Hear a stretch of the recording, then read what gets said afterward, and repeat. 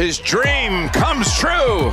This is a player that I think just needed a classic of New Orleans. Hit hard by the reception. He quit pro golf for a desk job and then started beating the guys he used to watch on TV. This is Ben Griffin's story. In 2021, he was a mortgage loan officer in North Carolina, convinced the golf dream was over. By 2025, he was world number 11, a two-time PGA Tour winner, with 11 top 10 seconds that season and over $17 million earned. How does someone go from loan applications to lifting trophies? The answer isn't one moment. It's a series of choices, including the one to walk away. Before we rewind, hold this image. Colonial. 72nd hole. A chance to close out a stacked field. Everything he'd rebuilt led to this swing. Did he flinch? We'll get there. Most players slide out of the game quietly. Griffin didn't slide. He stopped. Early 2021, he packed up the clubs and took up the steady job of processing home loans. While his peers chased FedEx Cup points, he chased closing files. That wasn't a break. That was a full stop. So, why did he ever come back? He heard a chorus he couldn't ignore. Family, friends, coaches, they all told him he was too good to be done. And while belief doesn't guarantee a paycheck, Monday qualifiers are brutal and sponsor exemptions rarer than they look. He still told himself he'd test it just once more, and if the door stayed shut, and he'd accept it. We'll dive into what happens when he joins again, but before that, let's rewind to why he left in the first place. To understand why, you have to go back to where it started, a small North Carolina town. During one of the toughest financial stretches in modern history, the 6th of May 1996, Chapel Hill. Ben's parents weren't country club rich. They were middle-class dreamers, stretching every paycheck to cover gas, entry fees, and cheap motel nights just so their kid could chase a white ball across endless fairways. They never let him see how tight things were. They just made it happen. And Ben? He paid them back the only way he knew how, by winning. Over and over. Enough to make college recruiters stop and take notice. That's how he landed at the University of North Carolina, where consistency became his signature. All-American honors. Steady scores, quiet confidence.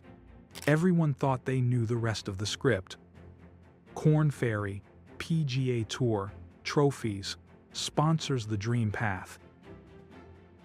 And for a while, that's exactly how it went. Until it didn't.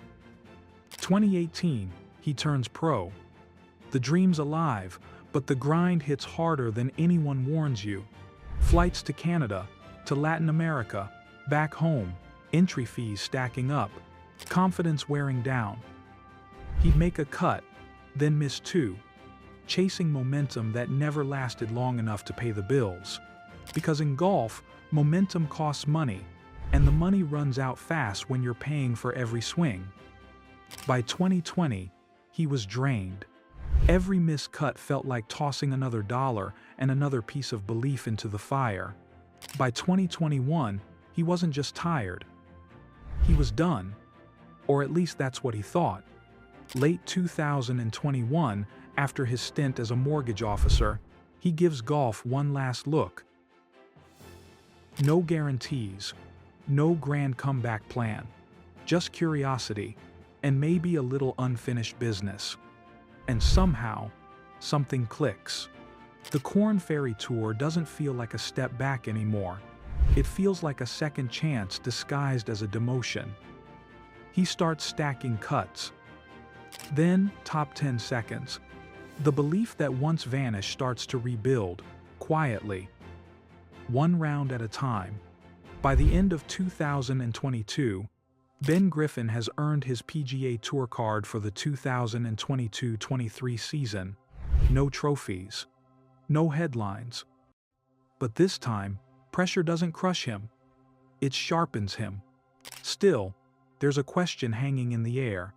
He walked away from the game once, what's stopping it from breaking him again? Sanderson Farms Championship, 2023. Griffin's right there, in contention deep into Sunday. One swing away. He finishes runner-up. The headlines call it heartbreak, but slow the footage down, and you'll see it differently. A man with more composure, smarter decisions, steadier hands.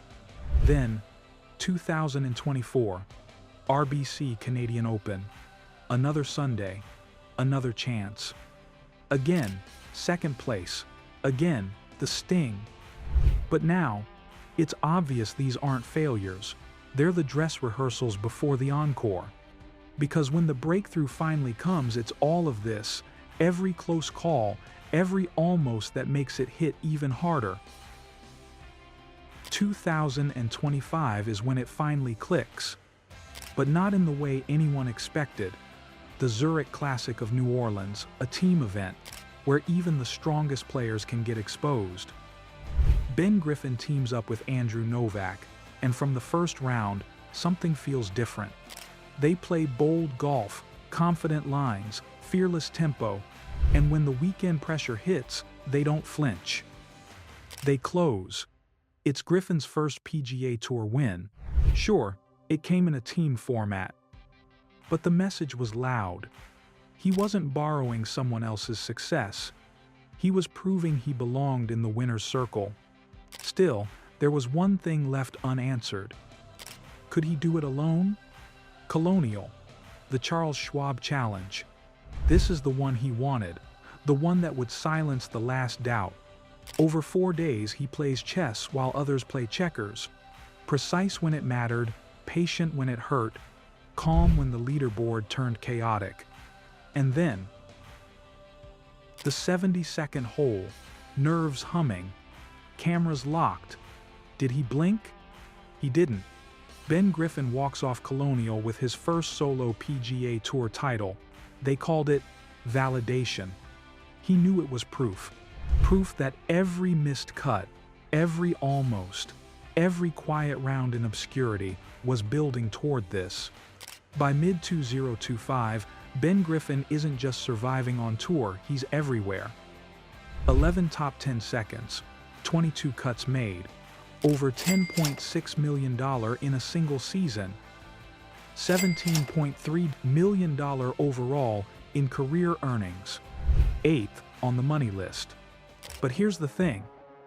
Those numbers sound cold until you translate them. He kept putting himself on the board, round after round, course after course. That's what outscoring really means.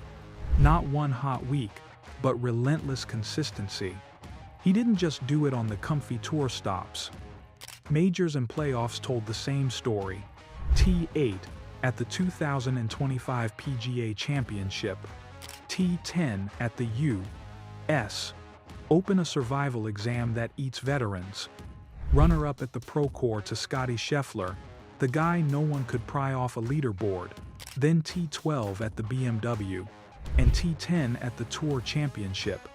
Different venues, same signal. The brighter the lights, the steadier he becomes. Which raises a question.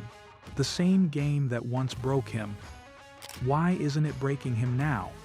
To answer that, you have to rewind to the moment he quit. Remember that desk job he took? Financial planning, spreadsheets, amortization tables? It sounds mundane, but that's where perspective was born. Because once you've spent a day explaining interest rates and clocked out at 6 p.m., a bogey doesn't feel like a crisis anymore. Golf didn't own him after that. The desk job paid bills, but it also rewired his brain. He learned two brutal truths. He could live without golf. He just didn't want to. Today, Ben Griffin is ranked 11th in the official world golf ranking. A top 15 player in the world with PGA Tour wins, the reputation of a scorer who just keeps showing up, and a bank account that says the results weren't accidents. The desk is a distant memory. The question isn't whether he belongs, it's how high he can climb,